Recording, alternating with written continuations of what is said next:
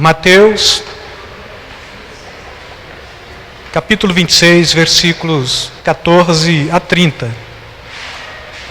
Glória a Deus. Levi é o mesmo Mateus também. Amém? Diz assim a palavra do Senhor. Então um dos 12, chamado Judas Iscariote, indo ter com os principais sacerdotes, propôs: que me quereis dar, e eu vos-lo entregarei. E perguntaram-lhe 30 moedas de prata. E deste momento em diante buscava ele uma boa ocasião para o entregar. No primeiro dia da festa dos pães asmos, vieram os discípulos a Jesus e lhes perguntaram: onde queres que te façamos os preparativos para comeres a Páscoa? E ele lhes respondeu: ide à cidade ter com certo homem e diz-lhe: o mestre manda te dizer, o meu tempo está próximo, e em tua casa celebrarei a Páscoa com os meus discípulos. E eles fizeram como Jesus lhes ordenara e prepararam a Páscoa. Chegando à tarde, pôs-se ele à mesa com os 12 discípulos, e enquanto comiam, declarou Jesus: em verdade, vos digo, que um dentre vós me trairá. E eles, muitíssimo contristados, começaram um por um a perguntar-lhe: porventura sou eu, Senhor? E ele respondeu: o que mete comigo a mão no prato, este me trairá. O Filho do Homem vai, como está escrito a seu respeito, mas ai daquele por intermédio de quem o Filho do Homem está sendo traído. Melhor lhe fora que não houvesse nascido. Então Judas, que o traiu, perguntou: acaso sou eu, mestre? Respondeu-lhe Jesus: tu dissestes. Versículo 26 diz: enquanto comiam, tomou Jesus um pão e, abençoando-o, o partiu e deu aos discípulos, dizendo: tomai, comei, isto é o meu corpo. A seguir tomou um cálice e, tendo dado graças, o deu aos discípulos, dizendo: bebei dele todos, porque isto é o meu sangue, o sangue da nova aliança, derramado em favor de muitos para a remissão de pecados. E digo-vos que desta hora em diante não beberei deste fruto da vida, ou da videira, até aquele dia em que hei de beber novo convosco no reino do meu Pai. E tendo cantado um hino, saíram para o Monte das Oliveiras. Amém? Podem sentar, amados. Todos nós conhecemos esta passagem, e se perguntarmos também, será que a humanidade conhece esta passagem? Antes da fé cristã eu já conhecia esta passagem também. E quando a gente tenta compreender esta proposta do Judas, tenta compreender bem por que Judas traz Jesus, a gente levanta muitos questionamentos. Um dos questionamentos é que de fato Judas traz Jesus porque ele era também um nacionalista, então alguém que estava dentro de uma abordagem totalmente da libertação de Israel do ponto de vista mais geopolítico do que espiritual, e queria quebrar de alguma forma todo o jugo de Roma contra a nação. E quando ele percebe que Jesus tinha uma mensagem totalmente contrária, que ele presumia ser uma verdade central, olhava em Jesus como um Salvador, um Messias, mas também um nacionalista que podia libertar em cima de uma pauta de guerrilha ou de força armada, quando ele percebe que Jesus não era este, mas que Jesus tinha em si uma proposta totalmente diferente, ele está falando: meu reino não é deste mundo, ele questiona não só a veracidade do Filho de Deus, mas a sua própria veracidade. Este Jesus, ele não é este que veio para libertar do império, mas é este que está pregando uma nova mensagem, e esta mensagem é espiritual. É uma mensagem que não necessariamente mexe com aquilo que eu tenho como ideal de vida, porque eu sou um nacionalista. O que eu quero é ver a nação de Israel totalmente livre, e principalmente dentro deste aspecto da liberdade, livre da opressão do povo romano.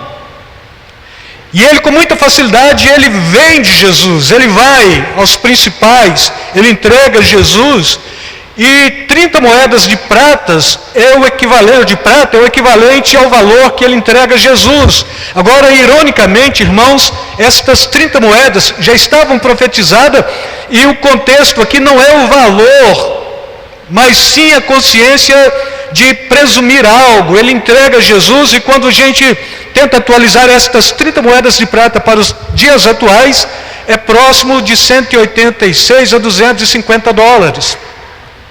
Então, se pega uma moeda, uma única moeda, qual seria o valor de uma moeda? Em torno de R$7, ou de 7 dólares, traduzido isso para reais, R$35, 7 vezes 5, 35, bem resumindo, dólar a 5. Então, R$35 o valor de cada moeda. Então, vezes 3, ou vezes 30, sabe o valor do que de fato Judas vendeu Jesus. Agora, por que ele vendeu? Por que ele traiu? E qual é o valor do sacrifício de Jesus para cada um de nós? Para Judas, Jesus ele tem um valor simbólico, 30 moedas de prata. Para alguns de nós, Jesus tem um valor que não se mensura, porque é o valor do sacrifício do Filho de Deus. Para outros, Jesus não tem valor nenhum. E a gente fica questionando, será que de fato o sacrifício de Jesus, o ato de Jesus ter ido à cruz, valeu tão somente 30 moedas de prata? E a gente fica questionando acerca de muitas questões, e o importante de fato não é compreender o valor de Jesus neste contexto, mas porque Judas traiu Jesus. Porque Judas vendeu Jesus, porque Judas negociou Jesus. Porque ele foi e pôs ali um valor X para que pudesse então trair Jesus. E quando isso chega, a gente vai compreender que necessariamente aqueles que seguem Jesus somente por conveniência, este Jesus tem um valor qualquer. Este Jesus tem um valor que pode ser equivalente a uma moeda, então, por R$7 por uma moeda. Se pega isso por dólares, 185 dólares as 30 moedas, ou 216. Então, pega-se o valor mínimo e o máximo desta média de R$7 por moeda, ou 7 dólares por moeda, bem traduzido mesmo, R$35 para nós. Então, cada moeda teve esse valor, foi simbólico, não teve uma expressão tão grande, mas é um valor qualquer. E isto traz uma informação de alguma forma muito interessante, porque aqueles que seguem a Jesus única e exclusivamente por conveniência, Jesus tem um valor qualquer. Pode ser um valor insignificante, pode ser um valor alto, pode ser um valor que ainda seja remontado em cima da conveniência. Então, o que me importa nesse contexto é tirar proveito. Quanto Jesus valeu para Judas? 30. Por quanto Judas vendeu Jesus? 30, não é? E a gente vai pegando esta questão, e a questão não é negá-lo.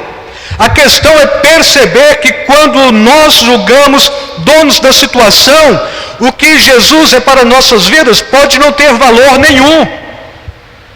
Quando eu acho que Jesus me pertence, eu posso valorizar Jesus em cima de uma dinâmica qualquer. Quando eu acho que sou dono, eu posso pôr um preço qualquer. E aqui o banalizar o sacrifício de Jesus por Judas também é alguma coisa que muitos de nós fazemos o tempo todo. Bom, mas a igreja ela tem esta consciência do valor do sacrifício de Jesus? Tem que ter, pela palavra de Deus tem que ter, pelo Espírito Santo tem que ter, por consciência da fé cristã tem que ter. Bom, 30 moedas, não tem valor, mas para aqueles que começam a mensurar valor, se começa a mensurar valor é porque não tem valor. E se começa a mensurar valor também, é porque há um processo de banalização do sacrifício de Jesus. Se começa a mensurar valor, eu só posso vender aquilo que é meu. E se Judas mensurou um valor e foi até o sumo sacerdote e entregou por 30 moedas, praticamente ele estava falando, olha, eu estou negociando Jesus, porque cabe a mim, e se cabe a mim, logo ele é meu, e se é meu, eu posso pôr o valor que eu quero. E se para mim ele não tem valor suficiente para libertar a Israel, 30 moedas de prata é o suficiente. Eu só posso vender e negociar aquilo que é meu. E o Judas negociou Jesus. E a gente fica questionando sobre isso, e nos vê que muitas vezes nós estamos também tendo Jesus como sendo nossa propriedade e de forma inconsciente negociando Jesus o tempo todo. Teologia da prosperidade pergunta: quanto você dá por Jesus? E é muito comum você ouvir: olha, me dá um carro novo, me dá uma casa nova, me dá um bom emprego, me dá um emprego que me dê aí 25, 30 mil por mês, não é? E a gente vê o tempo todo isso aí, anunciando em televisão, anunciando aí em panfletos, e aí 7 passos para a prosperidade, 7 passos para conquistar a sua vitória, 7 passos para ter o seu próprio negócio, e a gente sai em cima disso vendendo Jesus por qualquer valor, e Judas vem aqui naturalmente, negocia Jesus. E o ato de negociar Jesus poderia até propor: bom, mas o cara, ele está valorizando Jesus ou não está valorizando? 30 moedas de prata estava profetizado, mas a gente vai perceber também que no Velho Testamento José, ele foi vendido por 20 moedas, então Jesus foi mais valorizado do que ele. A questão não é o valor da moeda, mas a questão é o que o personagem representa para você ou na sua vida, e o que você também tem percebido deste personagem ou desta pessoa, e com isso a gente vai perceber a banalização, não é? E qual é o processo da banalização hoje, irmãos, de forma até gritante? A gente troca Jesus por coisas banais, frívolas, sem significado, por um cônjuge, por um parente, por uma garrafa de bebida, por drogas. A gente vai trocando Jesus por coisas que não têm mínimo fundamento. A gente troca Jesus, por exemplo, um casal que resolve trair a mulher, que tem aí uma prostituição no caminho, ele está trocando Jesus por uma prostituição.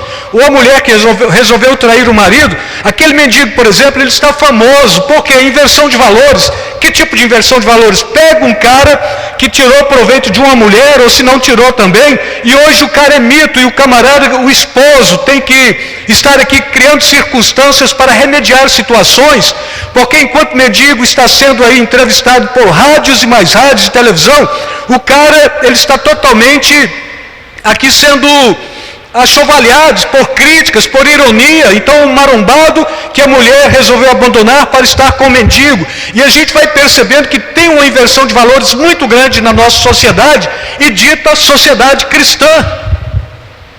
Bom, mas não tinha que ser assim? Não tinha que ser assim, irmãos, porque se a gente compreende o valor do sacrifício da cruz, a gente não vai banalizar situações. Se a gente compreende o valor do sacrifício da cruz, a gente não vai trocar Jesus por nada neste mundo.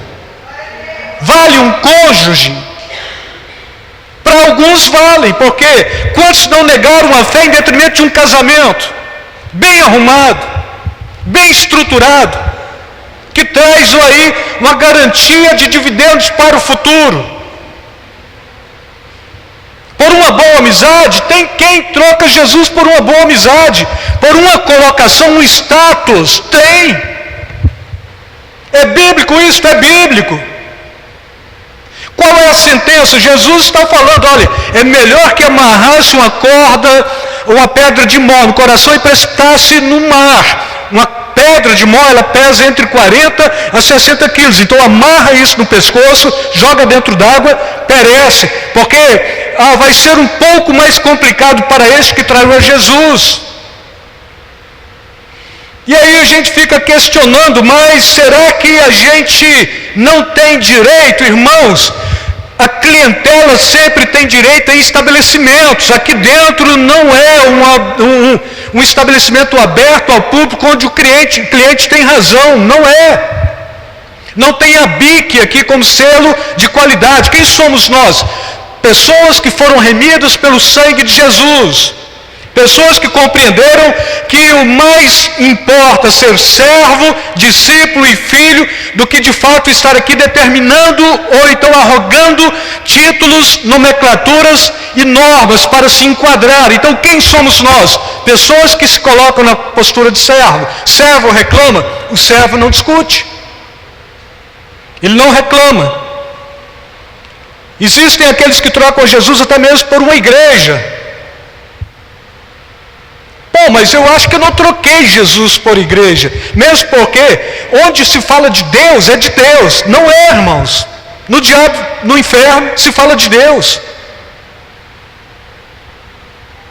Eu acho que lá fala-se de Deus muito mais do que aqui, porque os que estão lá estão lamentando por terem ido para lá.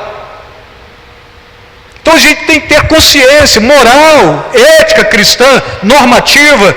A normativa dos homens, cristã, sim, princípio de ética cristã. Você tem que amar, você tem que valorizar, você tem que reconhecer. Você tem que dar o espaço do outro, você tem que compreender que dentro do reino você é servo. Se você é servo, logo você não é dono. Se você não é dono, você não pode barganhar Jesus, você não pode negociar Jesus. Só podemos trocar o que é nosso. Entenda isso? E aí, se fôssemos fazer uma lista de coisas que levariam muitos a trocarem por Jesus, passaríamos aqui uma noite inteira. E aí eu faria uma pergunta simples e todos iriam responder. Quem de vocês conhece alguém que trocou Jesus por alguma coisa? E todos nós levantaríamos a mão e falaríamos: olha, eu conheço alguém. Trocou por quê?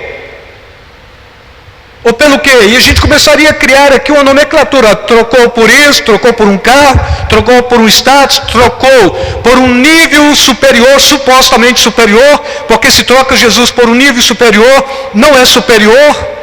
É até irônico isso, mas trocou. E trocou como? Trocou por coisas, objetos ou pessoas. Trocou Jesus por condições, status. E vai trocando. E aí eu posso trocar Jesus? Se você é dono dele, você pode. Por que Judas trocou por 30 moedas? Porque supostamente ele achava que era dono de Jesus. Só podemos trocar o que é nosso, não é? E nesse contexto aqui, não só a gente vai compreender que muitos trocam Jesus, como muitas vezes nós mesmos somos induzidos a estar trocando Jesus por algum tipo de coisa, de circunstância, ou de objetos, ou de condições. Amém? Agora, só se troca Jesus por outras possibilidades quando definitivamente ainda não teve um encontro genuíno com o autor da vida. Entenderam? Fala assim, só se troca Jesus por possibilidades quando definitivamente ainda não teve um encontro genuíno com o autor da vida. Entenderam, irmãos? Você só pode trocar o que é seu. Só o que é seu. Se não é seu, você não troca. O que não é nosso, nós não trocamos. Judas, ele trocou Jesus por 30 moedas de prata porque ele achava ser proprietário de Jesus. Bom, mas ele não estava totalmente aqui decepcionado com Jesus, porque Jesus não veio para libertar do Império Romano. Não. Porque senão ele não teria negociado a entrega dele. É meu. Eu vou e negocio. E nesse contexto, 30 moedas, não é? Jesus foi moeda de troca. Quantas vezes Jesus não é moeda de troca para nós? Jesus, ele foi descartável. Porque olha, me dá 30 moedas, eu te entrego ele. Não, mas você não quer cartar nenhuma possibilidade nele? Não, para mim ele não serve. Está descartado. Então assim, eu vou chegar, vou reunir com todos, aí eu dou um beijo nele, vocês aí prendem ele, porque será este. É o que eu beijar, tá bom? E vai nessa, e a gente vai dentro desta mesma possibilidade. Nós só não trocamos a Jesus por coisas, pessoas e objetos, por acharmos que ele é a nossa moeda de troca, por acharmos que de alguma forma ele nos pertence, por acharmos que nós temos algum tipo de legalidade sobre ele. Então assim, por que nós estamos trocando Jesus? Porque ele é minha moeda de troca. Por que estamos trocando Jesus? Porque achamos que ele nos pertence de alguma forma. Por que trocamos Jesus? Porque eu posso fazer algum tipo de negócio por ele, para ele. E a gente usa essa proposta para Ele. Olha, por que você quer prosperar? É para todos verem que eu sirvo a Ele. Bom, mas ele foi humilde, ele não foi próspero, ele não tinha sequer a túnica decente, ele não tinha sequer no seu nascimento sacrifício decente, sacrifício de cordeiro ou sacrifício de rolinhas e pombinhas. De cordeiro era para o rico, de novilho para o rico, de rolinhas e pombinhas era do pobre, porque ele mesmo pegava, ele trazia, oferecia o sacrifício. Ele era rico? Não era rico.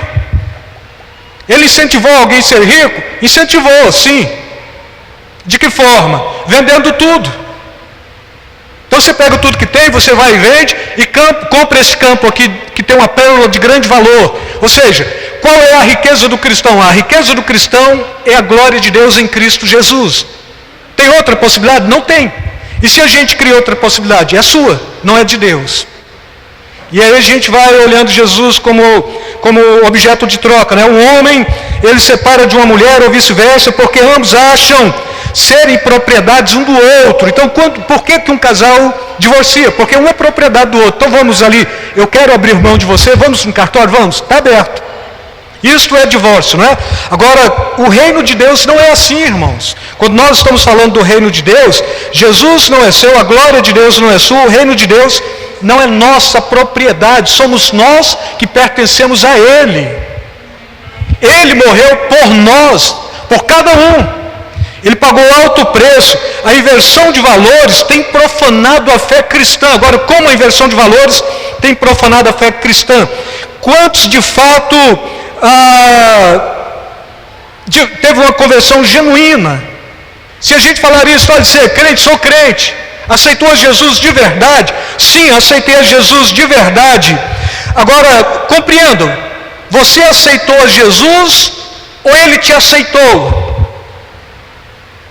Foi você que fez opção por Jesus ou Ele que fez opção por você?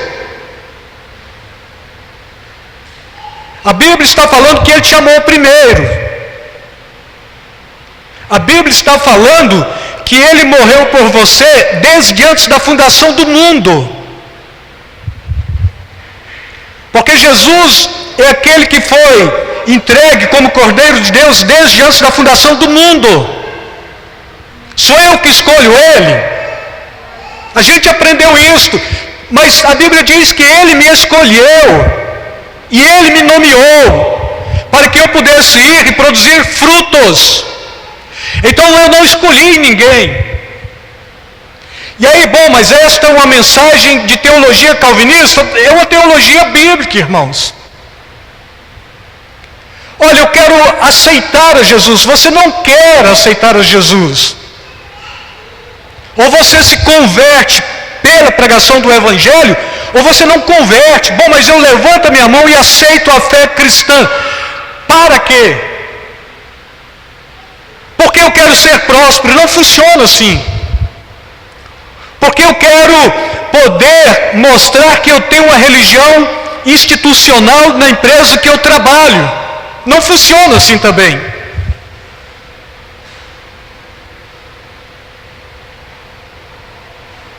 A Bíblia diz, Ele me amou primeiro. E quando há uma transformação verdadeira, não é Ele que é a minha propriedade, mas eu sou propriedade dEle. Sou eu que pertenço a Ele. Eu não o amei, foi Ele que me amou primeiro. Eu não fui à cruz pelos meus pecados, Ele foi à cruz pelos meus pecados. Ele me comprou por bom preço. É o que a Bíblia está falando. Se Ele é meu, eu posso trocá-lo. Mas se eu sou e se eu pertenço a Ele, não existe a menor chance. Se Ele me pertence, eu posso negociá-lo. Mas se sou eu que pertence a Ele, foi pago o preço de sangue. Se eu fiz opção de segui-lo, eu posso abandoná-lo. Compreenda bem, mas se foi Ele quem me chamou, esta jornada só acaba no reino de Deus, na vida eterna, em Cristo Jesus. Eu não quero mais seguir a Jesus, mas o problema é que o eu determina tudo. Mas como é que você vai abandonar alguém, se de fato você nunca teve consciência para segui-lo? Se Ele me chama, eu vou. E se Ele me chama, eu não vou retroceder jamais, ainda que as circunstâncias aumentem e militem contra mim, sobretudo, eu vou encontrar possibilidades para sobressair e caminhar. Não desanimar. E se eu desanimar, eu ainda quero continuar desanimado, mas ouvindo a sua voz me chamar, porque no momento certo, aquele que me amou, ele me capacita, ele me põe de volta no trilho, ele me faz caminhar. Bom, mas não é muito contraditório isso? É bíblico, irmãos, é algo que a Bíblia está falando. Quem aceitou Jesus? Você que aceita ou ele te aceita? Tem um teólogo chamado Dietrich Bonhoeffer, ele morreu lá nos anos 30, 40, por Hitler, enforcado de cordas de piano. Ele fala, nesse caminho do discipulado, é o Senhor que chama para o discipulado, não é o discípulo que vai seguir o Senhor porque quer. E ele está citando Jesus, chamando, vinde após mim, vem, né? E o outro fala, olha, deixa eu primeiro despedir dos meus filhos. Ele fala, não, então fica. Então não sou eu, deixa eu primeiro sepultar o meu pai. Não serve. Então você não tem rito religioso, judaico, você não se prende a família, você não se prende a nada. Vem e deixa os mortos sepultarem os seus mortos. Então Jesus me chama, e quando Ele me chama para uma proposta que não tem retorno. Bom, mas tem muitos desviados, porque Jesus não chamou. Esquema chamou, processo de igreja chamou, bom empreendimento, boa estrutura, chamou. Desistiu? Desisti. Está desviado? Estou desviado. E aí? Olha, eu neguei a fé, não creio mais em Deus, não creio em Jesus, estou decepcionado, frustrei. Mas o que Ele fez de mal para você? Bom, eu não sei, mas eu acho que Ele poderia ser diferente comigo, não é? Não, mas Ele é diferente com você, Ele te amou, Ele morreu por você. Mas não foi assim que eu aprendi na igreja. Como que você aprendeu? Eu aprendi que eu posso comprar a minha bênção. E depois eu posso reivindicar os meus direitos. Porque a igreja cria esquemas. Bom, mas isso não é evangelho. O evangelho está falando, o próprio Jesus está falando. Se alguém quiser vir após mim, negue-se a si mesmo, tome a sua cruz e siga-me. É simples. Não, mas deixa eu despedir do meu pai. Não. Da minha esposa, não. O que eu faço? Você só ouve. Porque a palavra de Deus, irmãos, quando ela é liberada do seu coração e é Cristo te chamando, acabou, você vai. Não tem retorno, não tem meio termo, e você abandona tudo, não é? Não resta a menor possibilidade de negociar, de trocar, de barganhar, ou de abandono de Jesus. Só posso abandonar aquilo que é meu, e eu resolvi que não quero mais tê-lo. Abandono.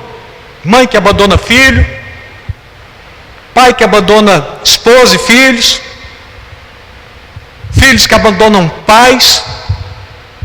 E a gente, por que abandonou? Porque eu acho que eles me amavam, não me amavam, não sei. Pois é, você compreende que dentro do reino de Deus a coisa não funciona assim? Aquele que te amou, Ele vai te amar, Ele não abre mão de você. Aquele que te amou, Ele vai te amar. E João 6,37 está falando, todo aquele que o Pai me dá, vem a mim. E o que vem a mim de maneira nenhuma lançarei fora. Compreendeu isso? Jesus não te lança fora. Mas por que tem muita gente que está aí na beira do caminho? Primeiro, um programa ineficaz de igreja, pegou aquele pessoal, trouxe para dentro da igreja, em nome de Jesus, mas não pregou a realidade de Jesus, está pelo caminho. Ou então trouxe para a igreja, e quando todos estavam procurando definitivamente ter um encontro genuíno com Jesus, estava preocupando com outra coisa dentro da igreja, de repente está lá fora. Bom, e estes? Não teve encontro genuíno, não é? A grande questão é justamente esta: Jesus não lança fora, somos nós que nos lançamos, somos nós, pela nossa própria rebeldia, que tentamos abandonar a Deus, abandonar o reino, abandonar a obra. Ele não lança fora, Ele não troca, Ele não negocia, Ele não abandona. Fala para o seu irmão assim: Deus, Ele não troca você, Ele não negocia você, e Ele não abandona você. Então fica despreocupado. Só seja servo, discípulo ou filho fiel. Amém? A reconciliação, irmãos, sempre será uma estrutura do Criador para com a criatura. Bom, a reconciliação aqui, quando Jesus ele reúne com os discípulos, e aí a Bíblia diz que no primeiro dia da festa dos pães asmos, vieram os discípulos a Jesus e lhe perguntaram: onde queres que façamos os preparativos para comer a Páscoa? Ele mostra onde tem que fazer o preparativo mesmo, não é? Depois, chegando à tarde, ele reúne com os 12, enquanto comia, ele declarou: ele está aqui celebrando a ceia, não é a Páscoa. Comeu a Páscoa no primeiro dia da semana, segunda-feira está celebrando a ceia, aquilo que ele criou. Bom, a Páscoa é uma ceia disfarçada. Não, ceia é ceia. Páscoa é Páscoa. Páscoa é do povo judaico. Ceia é nova aliança em Cristo Jesus. Por isso a igreja não pode celebrar Páscoa. Bom, mas está celebrando Páscoa. Nós não celebramos. Mas e o ovinho de Páscoa? Come. Você está pagando por ele, come.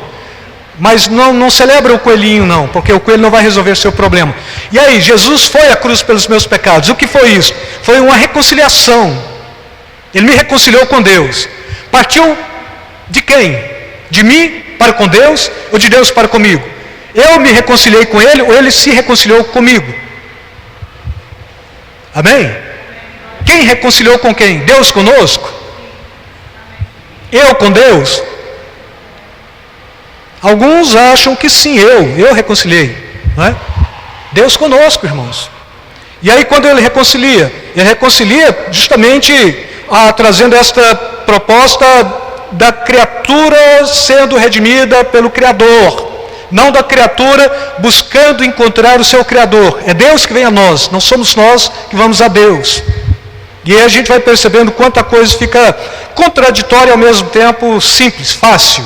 Porque o que eu preciso fazer? Crê em Deus, será salvo tu e a tua casa.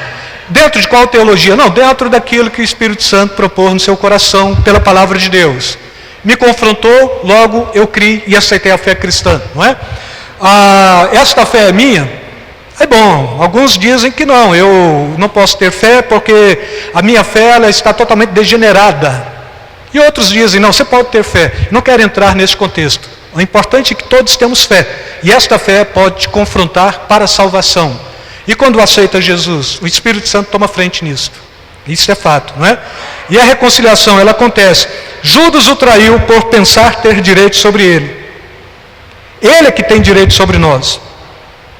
Usamos esse pronome possessivo meu. Todos nós usamos ele. Meu Deus, meu Pai, meu Senhor, meu Salvador. É certo? É certo. Quando você compreende que ele te comprou, agora você pertence a ele. Então, se eu sou servo, logo ele é meu Senhor. Se eu sou filho, logo ele é o meu Pai. Se eu sou discípulo, logo ele é aquele que me instrui. Bom, mas eu quero chamá-lo de amigo.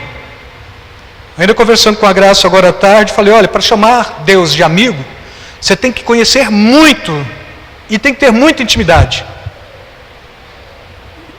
E aquela música, bom, meu amigo, né? Doce Espírito Santo vem e tal, e meu amigo, a gente canta ela aqui e gosta.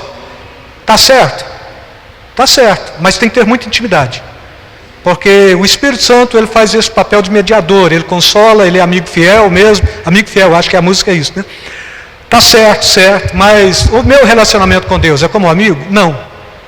Porque como amigo, todas as vezes que eu estou com um bom amigo, um grande amigo, um ótimo amigo, excelente amigo, caso as coisas comecem a dar errado, este amigo não pode me socorrer, porque ele está no nível de amigo.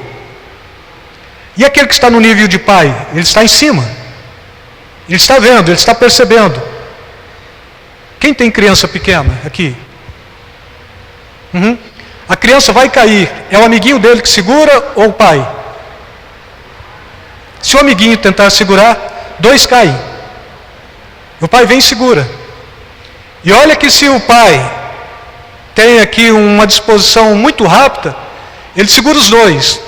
E ele não deixa brincar com o amiguinho em cima daquilo que vai perceber que tem o trágico, tem a tragédia, o risco. E vai falar para o amiguinho, olha, vai para casa do seu pai, vai para casa de sua mãe, deixa eles cuidar de você, porque eu quero cuidar do meu filho agora. É assim.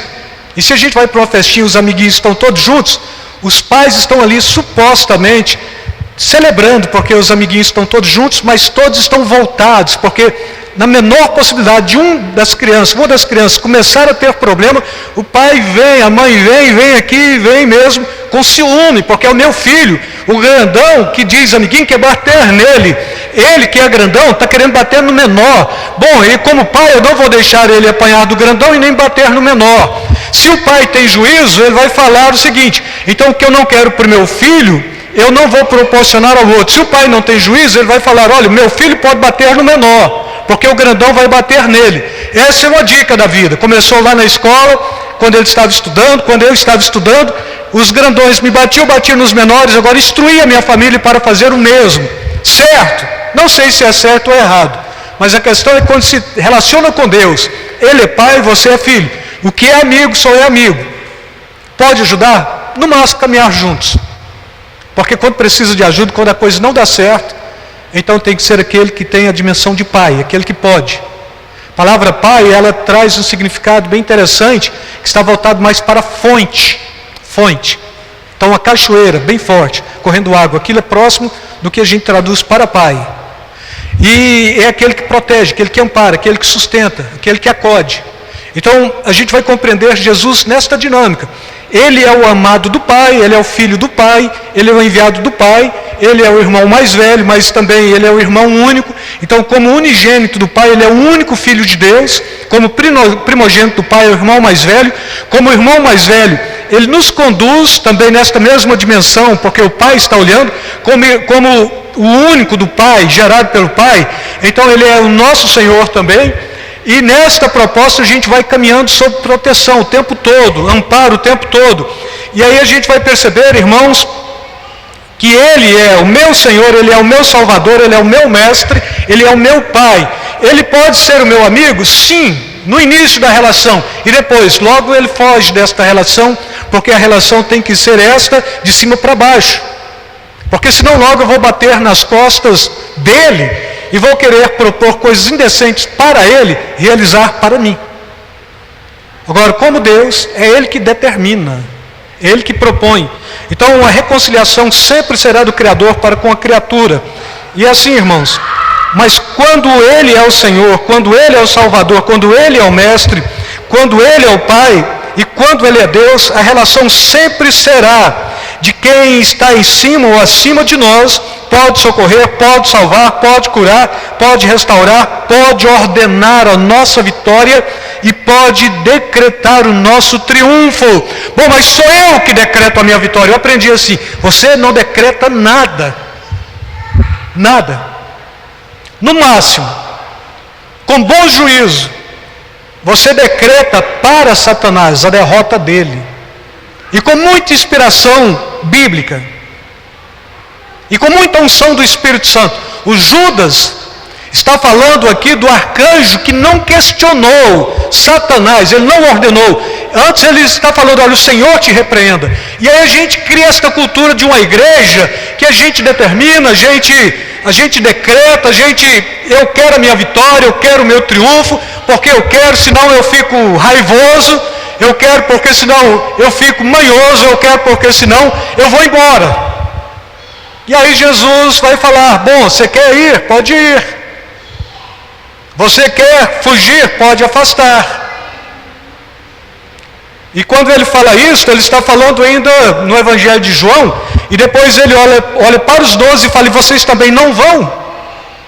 E Pedro tem uma direção do Espírito Santo, percebe alguma coisa diferente, e automaticamente ele está falando: Senhor, para quem iremos nós, se só Tu tens a palavra de vida eterna, e nós temos crido que Tu és o Cristo, o Filho de Deus.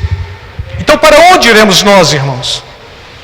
Se eu sou filho, se eu fui gerado nele, se eu pertenço a ele, se eu sou servo, discípulo ou filho dele, eu não posso, eu estou preso a ele. Bom, e quando eu me desprendo, aí a Sandra cantou, a gente pensa que é adulto, aí dá vontade de crescer. Aí quando a gente dá vontade de crescer, a gente solta da mão dele, e aí quando a gente vê que a gente não tem autonomia, vê o nosso fracasso, a gente volta correndo. Não posso viver. Não posso existir. E esta é a dura verdade. E para findar, se não posso trocar o que não é meu, Jesus não é minha propriedade. Eu é que sou propriedade dele. Ele me amou primeiro. Ele foi à cruz pelos meus pecados. Jamais saberia me relacionar se não fosse pelo preço, pelo sacrifício oferecido, pela nova vida em Cristo Jesus. Nunca a criatura poderá reconciliar com o Criador, mas é o Criador que se reconcilia com a criatura. Ele me amou, Ele se entregou por mim, Ele me regenerou, Ele me deu a possibilidade de vida eterna pelo sacrifício do Filho amado. Amém? E assim, quem somos nós? Estes que foram alcançados pela graça e pela misericórdia do Senhor.